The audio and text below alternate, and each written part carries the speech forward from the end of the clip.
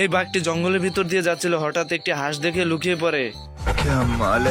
এরপর বাঘটি হাঁসের উপর ঝাঁপিয়ে পড়ে। হাঁসটি নকল বাঘ ভেবে উল্টো মারধর করতে থাকে আর বলে, ভালো হয়ে যাও মাসুদ। বাঘটি হাঁসের বাড়ির চারপাশ ঘুরতে ঘুরতে জানলার পাশে কিছু খাবার দেখতে পায়।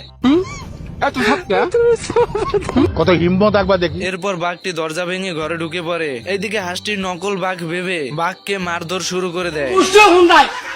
কোন নেতা মেতার মারা হুন্দাই নাই। আচ্ছা, বাইরে থেকে ছোট হাঁসগুলো বলে যে ওটা সত্যি বাঘ, আর নকল বাঘের কস্টিউম ছোট হাঁসগুলোর কাছে। Bye bye, tata, good bye. এরপর বাঘ হাঁসটিকে খুঁজতে থাকে, আর এদিকে হাঁসটি মূর্তির সঙ্গে চুপ করে বসে থাকে যাতে বাঘটি না বুঝতে পারে। দেখি সোনা বউয়ের মুখটা কেমন। আমার চ্যাটার বাল।